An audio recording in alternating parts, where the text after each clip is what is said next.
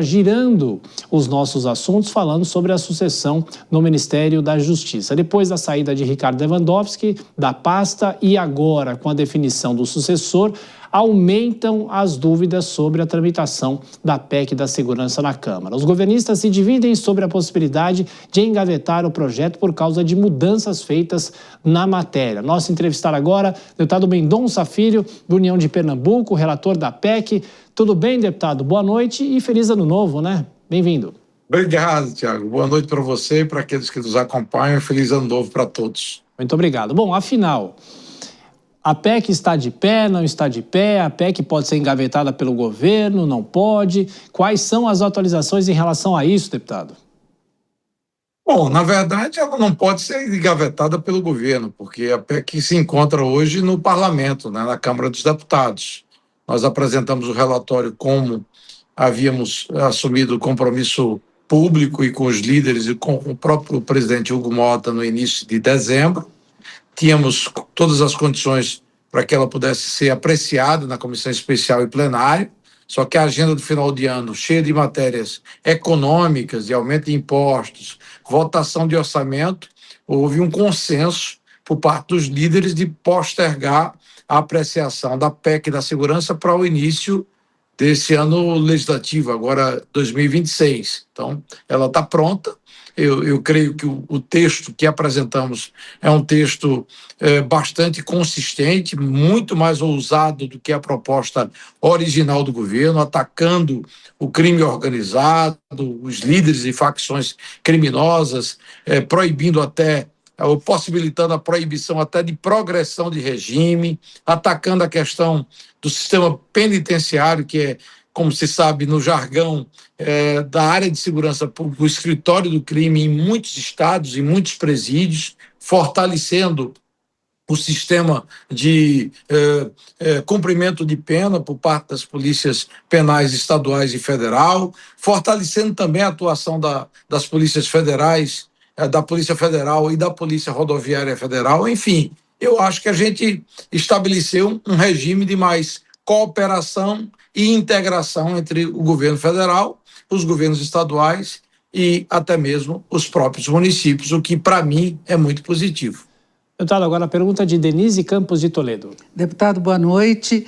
Eu queria saber ou relembrar as principais mudanças que foram feitas pelo senhor no projeto original que foi apresentado pelo governo, que levou inclusive a essa possibilidade de o governo desistir de lutar pela aprovação da PEC da segurança, que é um tema dos mais relevantes. O senhor já falou de alguns pontos principais, mas quais são as alterações mais significativas em relação ao projeto original? Bom, ele é muito mais abrangente. O projeto original, ele constitucionalizava tão somente o SUSP, Sistema Único de Segurança Pública, que é uma lei federal votada ainda à época do governo Michel Temer, sob o comando do então ministro da Segurança, meu colega de ministério, Raul Jungmann. A nossa proposta, ela vai além da constitucionalização. Ela, por exemplo, cria a possibilidade das chamadas Forças Integradas de Combate ao Crime Organizado, as FICOS.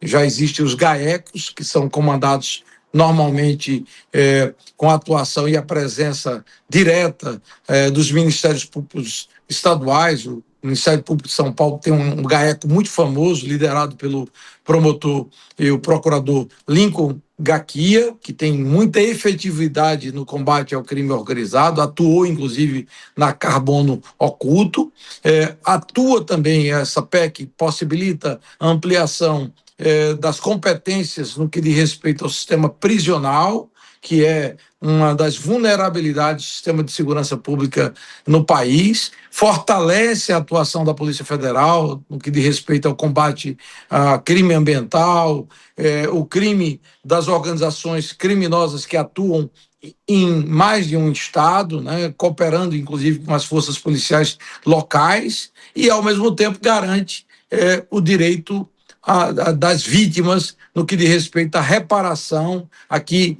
quem comete crime tenha a sua condenação também como um direito às vítimas, de que essa condenação possa significar o cumprimento da justiça, que é um desejo, uma reivindicação de qualquer cidadão num Estado democrático de direito. Então, eu acho que a nossa proposta ela é mais ampla, consistente e que vai ao encontro da necessidade da nossa sociedade. Deputado, pergunta agora de Dora Kramer. Dora. Boa noite, Dora. Boa noite. Olha só, como é que o senhor vê? Porque quando saiu o ministro Ricardo Lewandowski, teve gente que diz que a tramitação, a negociação, a articulação em torno da PEC da segurança ficaria prejudicada. E agora essa mudança, da maneira como ela foi feita, o perfil da pessoa, que não sei se o senhor conhece, essa pessoa que está indo para lá, essas mudanças, de um modo geral, isso altera alguma coisa, melhora, piora a articulação ou simplesmente não influi nem contribui? Dora, muito francamente, primeiro o diálogo com o ministro Lewandowski é um diálogo muito aberto, muito franco e muito leal, né? Até nas divergências. A gente tem uma posição, muitas vezes, assim, um pouco mais distante, porque o ministro Lewandowski ele não nega isso, é sempre muito mais garantista. Eu acho que para você combater a violência, num país onde 26% da população brasileira vive hoje sob a influência forte de organizações criminosas que dominam o território, não dá para você simplesmente imaginar que você vai combater a violência que hoje domina o país apenas com medidas, eu diria, cosméticas, né? pouco significativas em termos de força.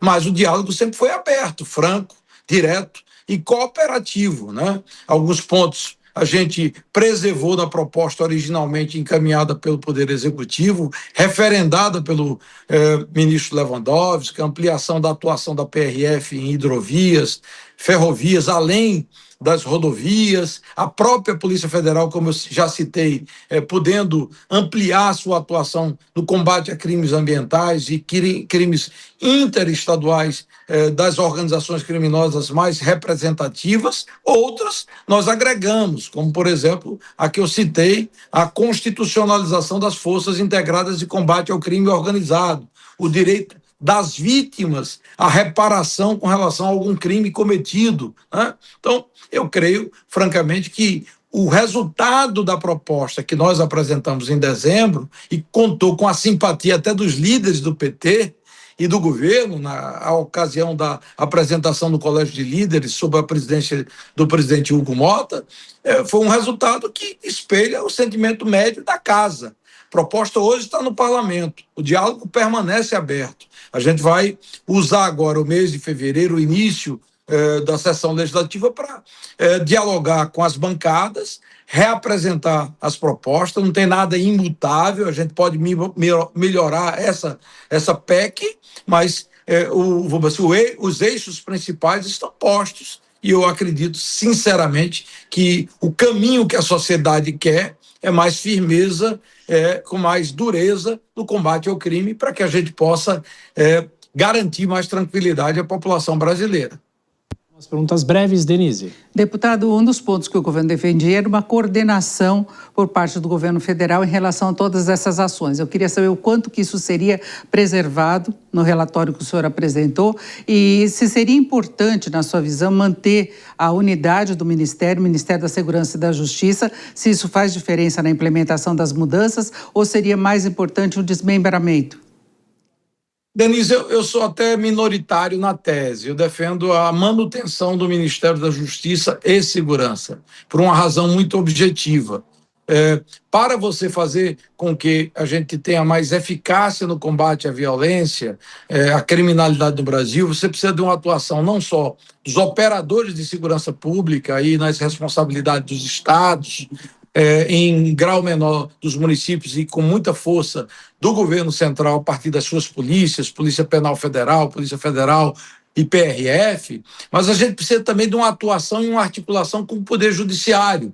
A responsabilidade da articulação com o Poder Judiciário é do Ministério da Justiça. Então, quando você separa o Ministério da Justiça com o Ministério da Segurança Pública, você está criando, eu diria, uma separação de responsabilidades que deveriam agir de forma mais integrada. Então, para mim, do ponto de vista eleitoral, é até muito simpático a tese da criação do Ministério da Segurança Pública. Mas, do ponto de vista de eficiência no combate à violência, eu, sinceramente, eu defendo a tese de integração e manutenção no formato atual, ou seja, Ministério da Justiça e Segurança Pública. Com relação a outros pontos, eu não sei exatamente qual é o ponto que você referiu. Se você puder me lembrar, eu posso, naturalmente, acrescentar algo com relação à sua indagação primeira. Eu acho que o senhor já falou que é a questão da coordenação da importância da participação do governo central na implementação dessas medidas todas. Eu acho que é importante o governo central. Agora, não dá para você imaginar que o Brasil vai virar um Estado unitário, né? Ou um comando centralizado à la Venezuela, onde você tem interferência, ou tinha interferência até bem pouco tempo atrás nas províncias. O Brasil é um país continental, como é o Canadá, Estados Unidos, Austrália, e um país dessas dimensões, você precisa partilhar e compartilhar com os estados responsabilidades. A gente tem mais de 400 mil policiais atuando nos estados, policiais militares, policiais civis.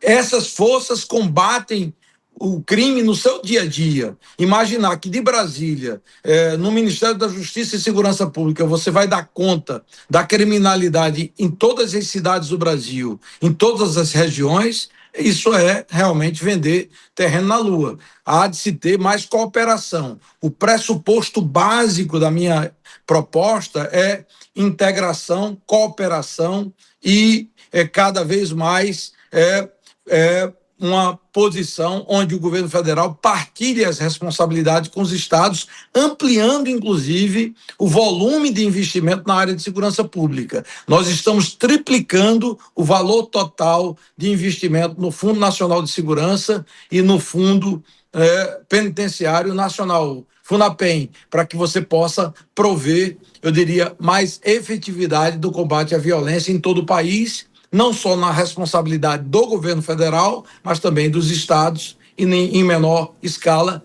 dos municípios brasileiros.